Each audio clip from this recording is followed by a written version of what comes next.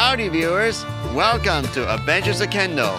And today's episode takes us to the little community of Tollhouse, California, where we learn the unique story of this place and how it got its name. So join me as we explore the history of Tollhouse, California. Now this is going to be a fun episode because not only do we learn the story of this little community, but have a fun introduction to others within eastern Fresno County. So let's get going and learn the story of Tollhouse, California. Prior to the arrival of European settlers, this land was the home of the Moto indigenous tribe. The Moto tribe lived on both sides of the Sierra Nevada mountains. The first non-native to arrive in the area was Elijah Savers, a solitary sheep herder. He would become the namesake of Savers Peak. By the 1870s, this area of California became more populated. The demand for more lumber grew and was cut from forests in the mountains east of Fresno. During this period, there were few ways to transport this lumber out of the mountains. No good roads, no flumes, and especially no railroads to transport the lumber. In fact, the Wood brothers, who went from trapping and hunting to selling splintered strands of pine to make wood shake, hired members of the local Moto indigenous tribes to carry bundles of shake down the grade on a trail around Burro Mountain from their operation at Pine Ridge. In 1867, mill operator J. Humphreys hired Chinese laborers who may have been part of the Central Pacific construction crew in the 1860s to build a road from Pine Ridge at an elevation of 4,800 down the mountain around Savers Peak to a place that is now called Tollhouse at an elevation of approximately 1,900 feet. Fun fact, John and his brother Miles Humphreys opened a store after the end of the Civil War at a site that is now known as Humphreys Station, but we'll get to that in a future episode. A toll house like this one in Colorado was placed here along the newly built road to collect toll money for road use. Here are the prices they charge people at the toll. 10 cents per head of loose animals such as cattle, horses, and mules, 50 cents for a horse and rider, $1 for a buggy, and $1.50 for a wagon with a span of oxen, horses, or mules. There was also a 2-cent charge per loose sheep or hog that came with the wagon. This road stopped being a toll road and collected its last toll in 1878, thus giving the road and eventually the area the name Tollhouse. This occurred a year after Fresno County bought the road from the Wood brothers in 1877. In between the time of the toll house's operation, a village grew up around it. The first post office within the community opened there in 1876. And by 1916, there was a livery stable, a general store with a lunch counter and soda fountain that sold produce from the vegetable garden and a bar. J. Morgan opened a blacksmith shop, and Chuck Yancey built a hotel for the Teamsters. There are also fun community buildings, such as the dance hall.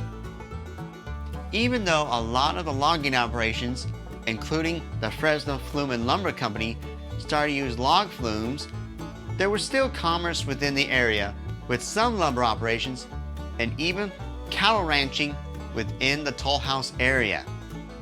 Interesting enough, there were plans to build a narrow gauge railroad within Tollhouse, which, given my interest in trains, has had me curious about what would that be like. Anyway, famous for its steep east grade, Tollhouse Road was quite treacherous to travel on. Many coach drivers would ask their riders to get out and walk. Because of the many switchbacks and steep grade climb, Tollhouse Road became a popular place for uphill racing. Hosted every year from 1910 to about 1935, The cars ran individually against each other's times because the grade was too dangerous for multiple cars to race each other all at once. During this time, Fresno County would maintain Tollhouse Road. In 1934, Tollhouse Road would become part of Route 168. Traffic would continue to pass through the community. However, between 1970 and 1975, Route 168 was realigned off Tollhouse Road into Prather and by proxy, partially Auberry Road. With that, the community of Tollhouse was bypassed and has become a small, quiet community that it is today. Tollhouse has quite the charm that you'd expect from a little town here in Fresno County. And if you don't believe me, let's check out the Tollhouse Market. We're inside the Tollhouse Market, about to have a splendid lunch. Inside the Tollhouse Market, there's a charming little restaurant that has the vibes of a small country home that you would see up here in the mountain area, complete with pictures and little items reflecting the area's history. There's also great counter seating where you can have a drink, whether it's coffee or beer, while enjoying your time within Tollhouse Market. As for the food, well, the cheeseburger was one of the best I've had. But my friends, our journey into the story of Tollhouse does not end there, for we'll have a quick look into the current status of Tollhouse Road. With its nice winding curves that climb up the mountain, it offers a great view of the valley below, including the town itself. Tollhouse Rock, which overlooks the community, is a popular rock climbing hotspot within the country. And Tollhouse Road is not just isolated in the mountains. As seen on this vintage map, it continues westward from the community of Tollhouse down southwest into Humphrey Station. From Humphrey Station, it takes a hard right turn and meanders through the foothills until it reaches Route 168 and then shimmies down as it emerges from the foothill areas and reaches the flat valley floor and continues westward, where it passes through some famous landmarks within the community. Now you're wondering why I'm in front of the Peacock Marketplace here in Clovis, California. Well, the story of Tollhouse doesn't end in the mountains. It continues on through the communities of both Fresno and Clovis. From here, Tollhouse Road will continue on into what is now Old Town Clovis.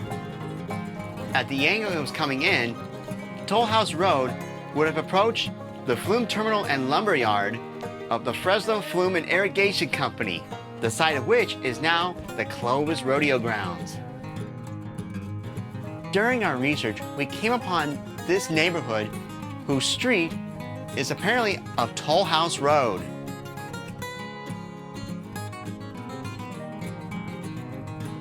I'm in a neighborhood within central Fresno, but look, I'm still on Tollhouse Road.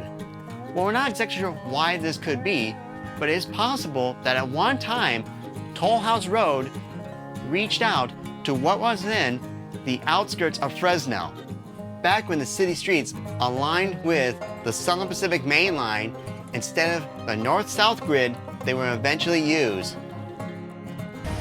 In our research into the history of Tollhouse, California, we came to the Clovis Big Dry Creek Museum. Let's go check it out. This museum is a great place to learn about not just Clovis, but the surrounding communities, including those along Tollhouse Road. And believe me, the exhibits and information provided was quite exquisite and perfect for when we talk about other towns within Fresno County. And this includes Academy, California, which is home to the very first high school to be built in Fresno County. But until then, thank you for joining me on my journey into the history of Tollhouse, California. It was a fun adventure. See you later, folks, and may your gifts bless the world.